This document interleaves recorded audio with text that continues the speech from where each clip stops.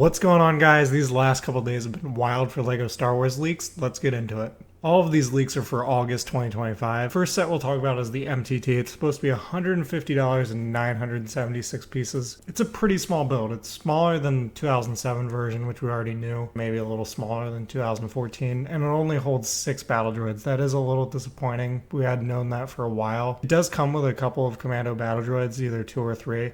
And they look very good. They look like an upgrade over the previous version. It also comes with Ayla Secura and Commander Bly, which both look great. Commander Bly, though, missing a waist cape, that would have been really the only improvement for this figure. It looks great. The actual build for the MTT is a little small, but it is still nice. I love the detailing. The printed part on the front and that dome piece is very nice, very detailed. This is our first Clone Wars MTT. Very exciting. I love the concept of it. I do wish it was a little bigger though. I think it would work really well in the $200 to $300 UCS price point, but this is good for now. Set also comes with a pilot battle droid. It looks like the same one from the May 4th promo last year. Clone Turbo Tank is also rumored to be $150, but only 813 pieces. The figures for this are excellent. The Galactic Marines look great. They also could have used waist capes. It's going to be a common theme for all these clone troopers, but they still look very good. Commander Bakara also needs a waist cape, but looks great. The new helmet mold for Bakara looks great as well. And Ki-Adi-Mundi is pretty good. I think he's more or less the same as ones we've gotten before. The battle droids included in this feel like thrones, and I wish we would have gotten more Galactic Marines. It feels a little cheap. The Turbo Tank build itself is also small. It's another common theme with this wave is downsized sets. And I think it looks pretty good for its size. It's just not going to pack much. This is supposed to be a troop carrier, big clone vehicle, and I don't think it's going to quite pack as much punch. The actual shaping of it, though, and the way the wheels look, it's pretty good. I'm curious to see how well this rolls, though, compared to other ones, because the wheels are brick built. But overall, this is not a bad set. I love the figures in this. I just wish the build was a little better. Next up is the V19 Torrent, and I think this is sneakily the best set of the wave.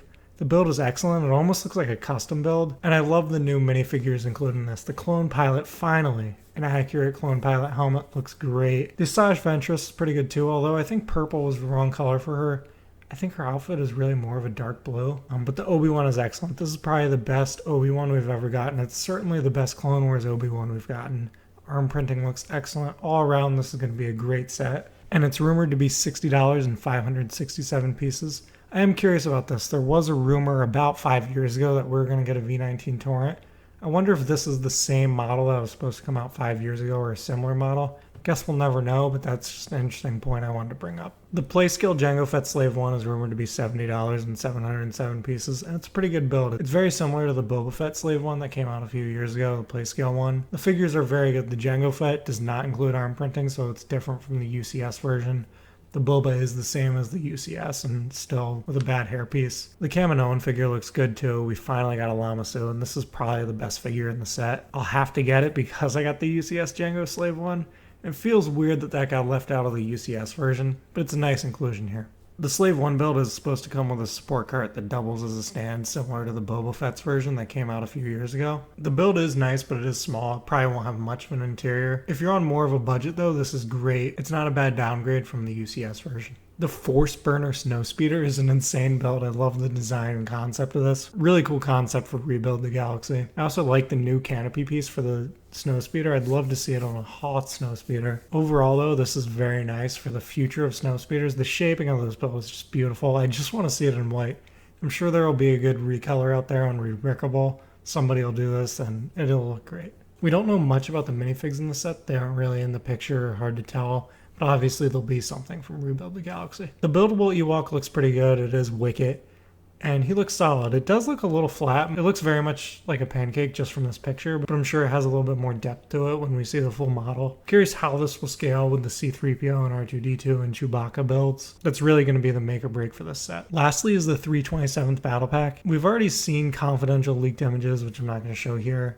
But it's going to come with 4 327 troopers and 3 super battle droids. It's supposed to come with 2 dwarf spider droids, an AT-RT, and a couple other small builds. It's not really great value for $45, especially considering a set like this was $30 a few years ago in the 2020 501st Battle Pack. I'm not in love with the value of this, although the 327 figures are very nice. If they come on their own in a European magazine, I'll definitely order a bunch of those. I'm just not interested in the other things in this battle pack. I already have plenty of super battle droids from the Clone Trooper and Battle Droids battle pack a few years ago, so I don't really need the other things in the set. I already have several Dwarf Spider droids from ATTE, so I don't need the other things in the set other than the 327 Troopers, and so it feels like a waste at $45. Overall, this August wave is very nice. I think the concepts are very good. I think there's a lot of Clone Wars stuff that we've been dying for. I just think the execution's a little off. I would have loved a little bit more quality given to the Clone Troopers. I think the builds being small just draw back on how excited I can get for this. Overall, it's not bad, but I'm definitely going to wait for a bunch of discounts.